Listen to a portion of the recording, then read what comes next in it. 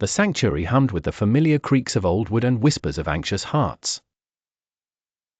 Sunlight streamed fractured patterns through stained glass, painting the pews in quiet colors. Even the usual scent, a blend of polish and pages, seemed softer on this Sunday morning. At the front, a stooped man found his place at the altar. His hand shook, not just from age, but from something far heavier, a sorrow too old for words.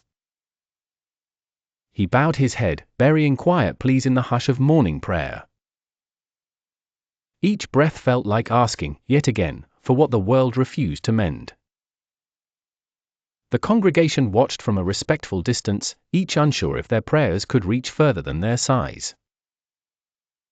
But then, from one of the wooden pews, a small figure slipped free. A child, barely tall enough to meet the eyes of grown men, made his silent way forward, shoes shuffling against ancient carpet.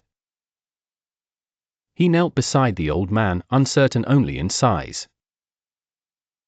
Without seeking permission or approval, he raised his hand and gently touched the man's shoulder. His fingers were warm, fragile, and entirely sincere. For a moment, everyone in the church stopped, breaths held, hearts paused between beats. Even the organist, midway through a steady hymn, found his hand still. The old man raised his eyes, clouded with a lifetime of loss. He looked at the boy, and in the space between their gazes, something unspoken flickered, a spark, a release, the reopening of a door to hope. Tears lined his craggy cheek, not only of grief, but of being seen anew. The child's presence said everything language could not: you are not alone. A gentle current moved through the church. Here was no spectacle, no show of faith or parade of virtue. It was ordinary and remarkable, an act so simple it could only be described as pure. The heavy air seemed lighter, troubles less insurmountable, for this moment where hope was simply handed from one soul to another.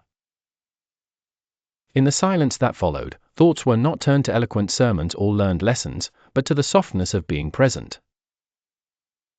It was love without condition, spoken not in words but in the touch between two generations, a sacred trust that, as long as there was one to reach out, there would be another to answer. Many years from now, some might forget the sermon of that day, or the exact scripture reading, or the melody played. But they would remember, without fail, the morning when a boy's small hand made faith simple, hope possible, and love the truest message sent up to the rafters.